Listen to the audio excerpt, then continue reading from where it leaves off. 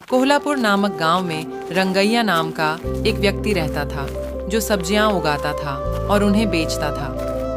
वह गांव में सबके साथ अच्छा रहकर कम दाम पर सब्जियां बेचता था। उस गांव में रानी नाम की एक औरत थी। दुर्भाग्य से उनके पति की एक दुर्घटना में मृत्यु हो गई और रानी का पैर टूट गया। तब से वह अपने बेटे की देखभाल कर रही थी।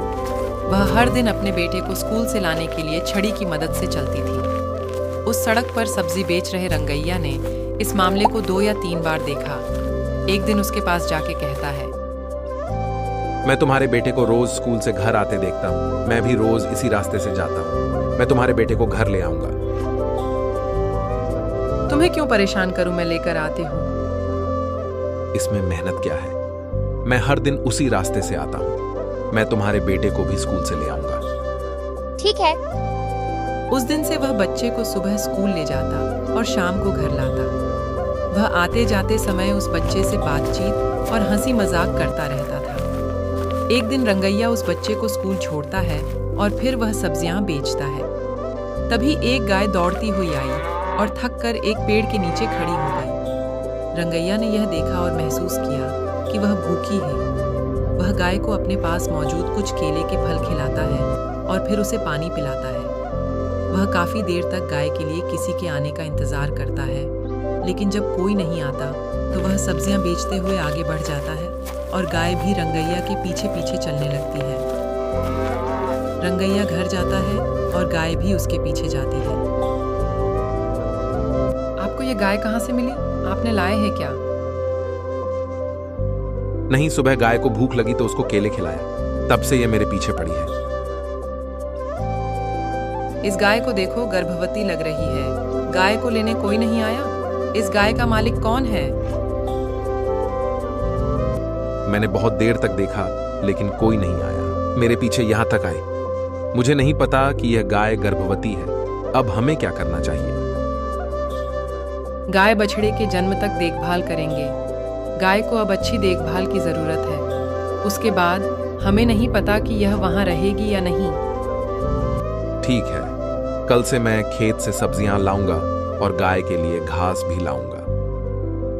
उस दिन से रंगैया की पत्नी और पति मिलकर गाय की अच्छी देखभाल करते हैं। जैसे ही रंगैया सब्जियों के साथ घास लाता है, सब कुछ भारी हो जाता है। इसलिए वह कुछ सब्जियां कम लाता है, जिससे उसकी कमाई कम हो जाएगी। लेकिन वह गाय की अच्छी देखभाल करते हैं। रंगैया हर दिन अपना काम कर रहे हैं। इसी बीच एक दिन रंगैया की पत्नी को किसी जरूरी काम से गांव जाना पड़ता है। पत्नी को गांव छोड़ने के बाद रानी के बेटे को स्कूल में छोड़कर और गाय को देखने के लिए घर आता है। गाय के लिए घास नहीं होने के कारण वह खेत में जाकर घास लाता है। उसकी पत्नी घर पर नहीं है, इसलिए रंगैया घर पर ही रहकर गाय की देखभाल करता है। शाम को रानी के बेटे को लाने के लिए निकल जाता है। अधिक समय हो जाने के कारण बच्चा स्कूल से घर जाने के लिए निकल पड़ता है, लेकिन बीच में रास्ता न जानने के कारण वह रो पड़ता है। तभी रंगैया वहां आता है। बेटे, तुम क्यों रो रहे हो? मुझे घर का रास्ता याद नहीं है, मैं भूल गया हूँ। अगर तुम वहां 5 मिनट रुकते तो मैं आ जाता। मुझे देर हो गई क्योंकि गाय को देखने वाला कोई नहीं था। मैं कल से जल्दी आ जाऊंगा। क्या घर पर गाय है? तुमने मुझे नहीं बताया। हाँ बेटे, गाय है। क्या आप मुझे वह गाय दिखा सकते हो? हाँ, मैं तुम्हें दिखाता हूँ। इसमें क्या है, चलो चलते हैं। रंगैया गाय को दिखाने के लिए उसे घर ले जाता है। गांव के कई लोग पहले से ही रंगैया के घर के पास मौजूद रहते हैं। क्या हुआ, सब लोग यहीं हैं? कोई समस्या है क्या? ऐसी बात नहीं है रंगैया। हर दिन आप सब्जियां बेच रहे होते हैं। आज तो पूरे दिन तक दिखा ही नहीं, इसलिए हम घर आए पूछने तुम्हें क्या हुआ।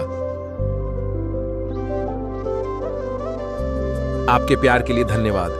मेरी पत्नी को जरूरी काम था और वह शहर गई थी। मैं घर पर गाय की देखभाल कर रहा हूँ। रंगैया से कुछ देर बात करने के बाद वे घर चले जाते हैं। रंगैया भी बच्चे को लेकर रानी के घर जाता है। रंगैया, तुम्हारी पत्नी गांव गई है ना? आज तुम मेरे घर में ही खाना खाओ। अरे नहीं, रहने दो, मैं घर चला जाऊंगा। मैं आपकी बहन की तरह हूँ। क्या आप अपने छोटे भाई को बिना खाना दिए भेज देती हो क्या? रानी की बातें सुनकर रंगैया खाना खाता है और घर चला जाता है। थोड़ी देर बाद गाय जोर जोर से आवाज देने लगती है। रंगैया को नहीं पता कि क्या करना है। मुझे नहीं पता कि क्या हुआ, अब क्या करूं? इसलिए रंगैया अंधेरे में पशु चिकित्सक के पास भागता है, लेकिन वह रास्ते में ही गिर जाता है।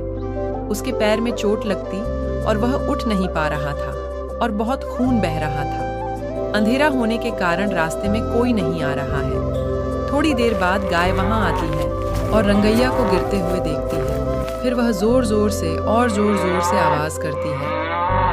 कुछ लोग गाय की आवाज सुनकर जाग जाते हैं। फिर वे रंगैया को अस्पताल ले जाते हैं। गाय को पशु चिकित्सक के पास ले जाया गया है। फिर गाय एक बछड़े को जन्म देती है, लेकिन डॉक्टर कहता है कि रंगैया को तत्काल ऑपरेशन की जरूरत है। उसका तुरंत ऑपरेशन करना होगा, नहीं तो उसका पैर काटना पड़ेगा। उसके पहले ही काफी खून बह चुका है और उसे तुरंत खून चढ़ाने की जरूरत है। फिर गांव के लोग एक होते हैं और ऑपरेशन के लिए पर्याप्त पैसे देते हैं, लेकिन रंगैया को वहां वह खून नहीं मिल पाता जिसकी उसे जरूरत है। तभी रानी वहां आती है और अपना खून देती है। फिर डॉक्टर उसका ऑपरेशन करके पैर ठीक कर देता है। इसी बीच उसकी पत्नी भी वहां आ जाती है। गांव के सभी लोगों को रंगैया के साथ देखकर बहुत खुश होती हैं।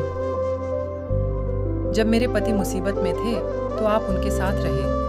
आपके अच्छे कार्य के लिए बहुत बहुत धन्यवाद। मैं अपने जन्म में आपकी अच्छाइयों को नहीं भूल सकती। पत्नी रंगैया को घर ले जाती है और चोट कम होने तक उसकी अच्छी देखभाल करती है। फिर गाय भी दूध देने लगती है। रंगैया चोट से ठीक होने के बाद सब्जियों के साथ साथ गाय का दूध भी बेचकर खुशी से जीवन गुजारते हैं। इस कहानी का अर्थ यह है कि हम किसी से कोई अपेक्षा न करके मदद करते हैं। भगवान किसी न किसी रूप में हमारा साथ देता है। कहानी अच्छी लगी तो लाइक करें और इस तरह वीडियोस के लिए चैनल को सब्सक्राइब करें। धन्यवाद।